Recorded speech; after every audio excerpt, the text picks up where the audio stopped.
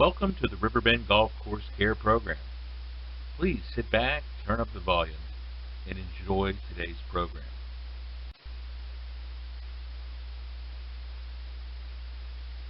The purpose of this presentation is to further develop a strong golf culture at Riverbend for our members and our guests. Divot replacement, bunker etiquette, ball mark repair, pace of play. We'll go into some local rules. We want to develop an understanding of Riverbend's course, features, and style. The bottom line is we want everybody to have an enjoyable round of golf, if you're a member or a guest. As you play a round of golf at Riverbend, you're going to notice that we have 4 types of grasses on the golf course. The tees, the fairways, and the greens are a bent grass. The intermediate rough, which is the darker green grass that you see in the picture, is a mixture of blue and ryegrass, and this outlines the fairways. The rough is a mixture of tall fescue grasses, and throughout the golf course we have native areas, which is fine fescue. As you approach the first tee, you'll notice that it's a clean look, clutter-free. The only thing you'll see are tee markers on the tee. We have no trash cans, no boxes for broken tees, no box of seed mix. Our signage, our ball washers, our trash cans, our benches have all been moved out of the way. If you take a divot on the tee, always replace it. If you can't find your divot, do not use the seed mix on the tee. And always pick up your broken tees.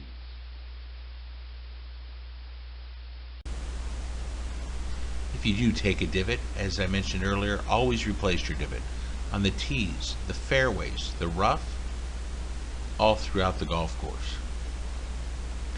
You want to put your divot back into the hole that you made, step on it lightly so it's smooth, and move on. If you cannot find your divot or your divot explodes, then you would use the seed mix. What we've learned on the golf course is that in the months of July and August, the weather is too hot for the divots really to reattach and grow. So at that time, we ask that you use seed mix only in the fairway and rough. When applying the seed mix, just put a little bit into your divot mark and flatten it out so it's even with the turf. Never put a big mound in there. This will affect the mowers, and also any seed that starts to germinate will be cut off and will not reattach to the ground. Remember, the seed mix is good in the fairway and rough only, not the tees. Our beautiful bunkers. They were designed to be very visible, have a lot of flashing. The ball hits and rolls down to the bottom. These bunkers are maintained weekly to make sure that the sand is consistent throughout each bunker. In a few minutes, you're going to learn about entering and exiting bunkers, where to put the rakes, how to rake a bunker, walk in and out, cleaning your shoes before you go in it. So please sit back and enjoy this video.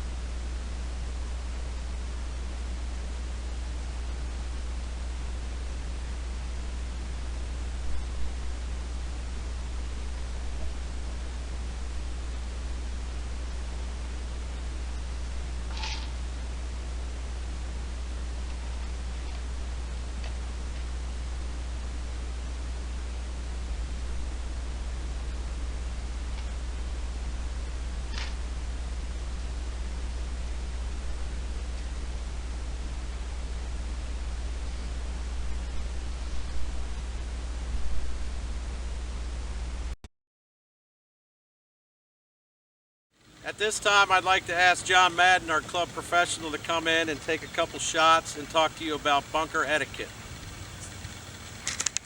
Once again, as I walk into the bunker, it's going to be on the low side. Come up to my ball to hit my shot.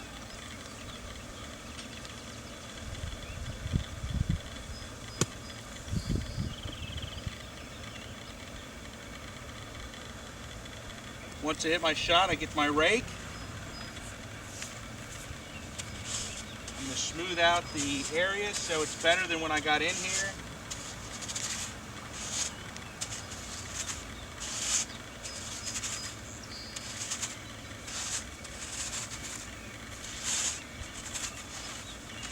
Putting the rake back in the bunker, this direction, tapping the sand off my feet. And now I'm going to walk to the outside of the bunker, not to form a goat trail right along the edge.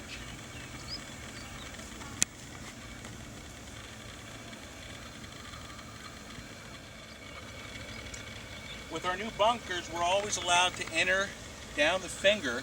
We want to make sure we walk in at sand level, so this is the lowest spot.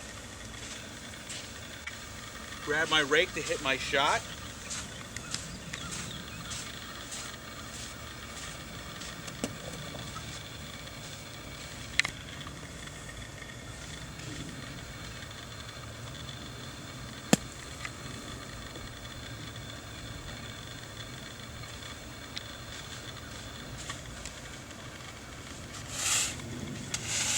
Now, once again, rake all my footprints, smooth everything out so it's better than when I got in.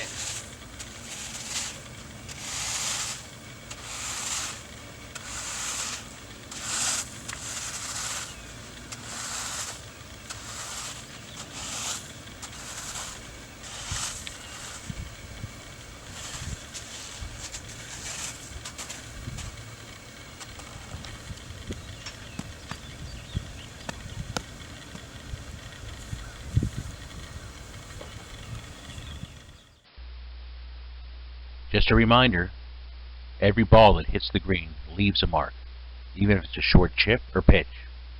Please fix your ball mark and one other. It only takes 15 seconds to fix a ball mark. An unfixed ball mark takes over 30 days to heal.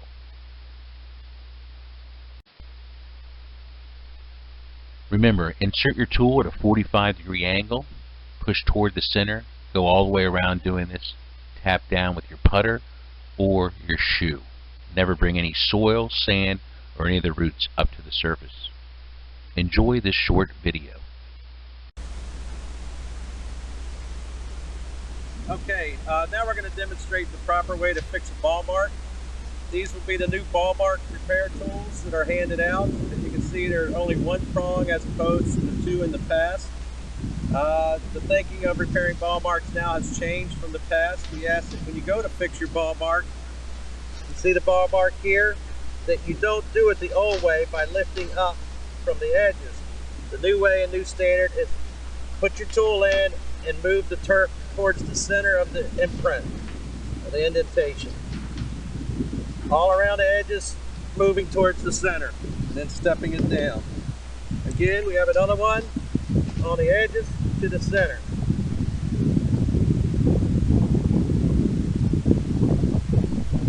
Just like that, stepping it down, smoothing it off, you're good to go.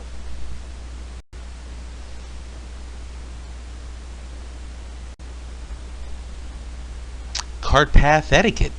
Did you know that on hole number 1, the cart path on the left ends about 100 yards away from the hole? Unique to Riverbend. If it was cart path only, we'd ask at that point that you cross the fairway and pick up the path on the right side. Golf cart etiquette. Over the last 5 years, we've learned a lot about how people use their carts on the golf course.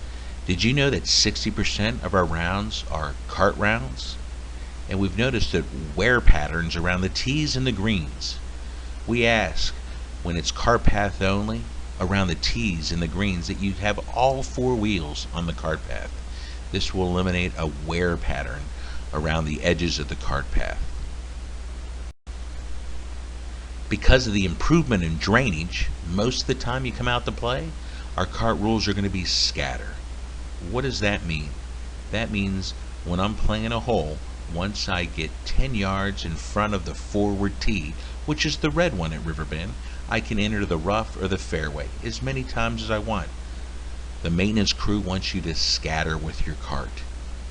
I can do this until I get up to the brown post with the white top. At that point, I need to return to the path, stay on the path to the next tee. Remember, it's always cart path only on the all par 3s. Occasionally, due to wear patterns of cart use, the maintenance crew will put up posted signs and stakes and ask you to stay out of certain areas where we might find a lot of wear. These areas that we've noticed immediately are on holes 1, once you go over the bridge, holes 9 and 14, crossing the bridge at that point, and also on 18, going over the Madden Bridge. Occasionally, we get too much rain and it is cart path only. This means for all 18 holes, you must remain on the path. Just a reminder, when on the path and you're going to hit your ball, take 3 clubs and the divot mix. Why 3 clubs? Take the club that you think you're going to hit, 1 more and 1 less. This will help with pace of play. Remember, it's always cart path only around the tees and greens. We do offer handicap flags for those members and guests that have a handicap. These flagged carts are allowed to go inside the brown post with white tops. They can go within 15 feet of a green side bunker or 30 feet of the green. We do ask, once you approach the green and get toward a green side bunker, that you go back toward the path so it'll be easier to go to the next tee. Also on the par 3s, you're able to go in the rough and off the cart path. But once again, this is for handicap flag carts only. Did you know that 40% of all the rounds at Riverbend are walking rounds? We're seeing more and more use of the pool carts. Just a reminder that when it's cart path only, the pool carts can go into the rough and the fairway. We do ask around tees and greens and the clubhouse, if possible, to stay on the path. When you have a pool cart, never go between the green and the green side bunker on the fringe or rough. We see quite a few people doing this on holes 3, 9, 15, and 18. Always go to the outside of the green side bunker. On number 2, you can always pull your pull cart closest to the 3 tee, then take it up the hill and cut in front of the 3rd tee.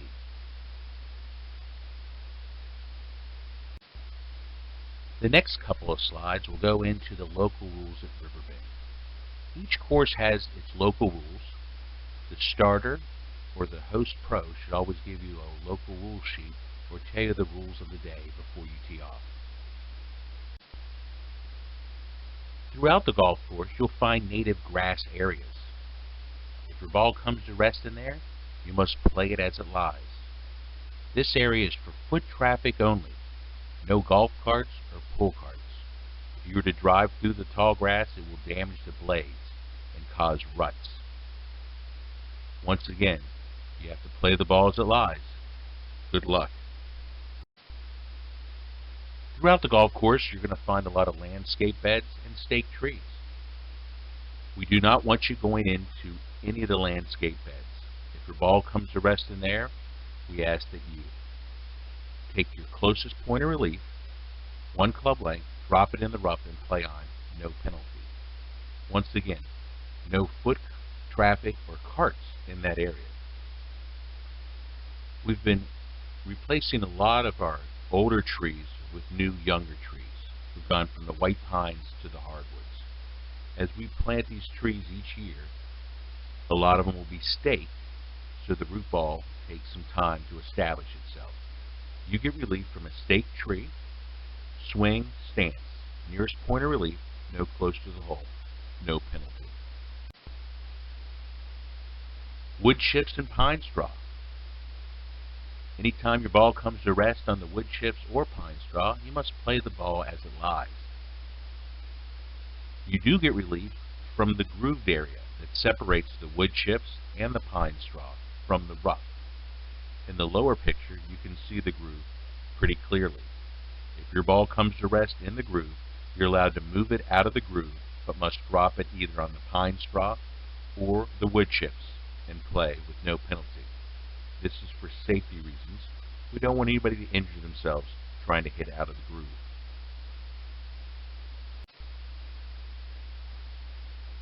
Riverbend has many water hazards, and we're going to go over some of the local rules that describes our water hazards. You can play out of any of the water hazards except the creek on number 3 and the pond and creek complex on number 18. Number 3, short par 3. You hit it left into the water. At no time do we want you going into the creek to retrieve your ball. It is too hazardous. There's a lot of rocks down there. You have to climb down the wall. It is marked as a ladder water hazard. So option 1 is you can play under the rules of golf and take relief for the ladder water hazard. You can also go back to the tee and hit. Or the third option is a drop area that's usually found at the edge of the fairway or the rough. Once again, at no time do we want anybody to go into the creek to retrieve your ball. The maintenance crew has left 2 large ball retrievers along the wall so you can retrieve your ball out of the creek. Please use safety around the wall. Hole number 9. Our longest par 5 on the golf course. Downhill, have to hit across the pond and then back up. If your ball does come to rest in the water, one of the options is the drop zone, which is on the tee side on the old dam. Your other option is, since it's marked as a water hazard and yellow line, you can keep that pointed across the margin between you and the hole and go as far back as you like, dropping your ball. In both cases, there's a 1-stroke penalty when you hit your ball into the water.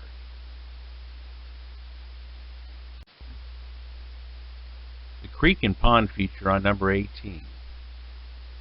At no time do we want you to go try to retrieve your ball out of the creek or the pond feature on 18. These ponds are lined, and we don't want the ball retrievers to damage the liners. Also, the ponds are designed to have a sharp drop-off, and if someone were to fall in, we would need at least 2 people to help pull you out. It's very dangerous. Just a reminder, if you're eating up on the honors terrace and you have children with you, please keep an eye on them, because we've seen more and more kids playing around with the pond. It's just for safety. We don't want them to fall into the pond or get hit by a golf ball. The above picture shows damage applied when putting sunscreen on or insect repellent on grass. Never, never put it on tees, fairway, rough, greens. Always apply sunscreen and insect repellent on a hard surface such as the cart path or in the locker room. Thank you. The golf practice facility is open 7 days a week, weather permitting. We do ask that you always sign in the golf shop first. This allows us to know how many people use the practice facility annually, plus if there's an emergency, we can get a hold of you. Always use a tight pattern when hitting, park your carts in a designated area, and really only hit where we've set up balls for the day. The golf practice facility opens up a half an hour before the first tee time and closes at dark 4 days out of the week. This is new for this year. On Sundays, we close 2 hours before dark because it's a clean pick night. We must pick up all the balls because they cut all the areas on Monday. And just a reminder, all juniors must yield to members waiting to hit balls. When hitting on the tees at the GPF, always use a tight divot pattern. Lower picture. Never scatter your divots. The maintenance crew has found it's much easier to have it repaired and grow back faster when you use a tight pattern.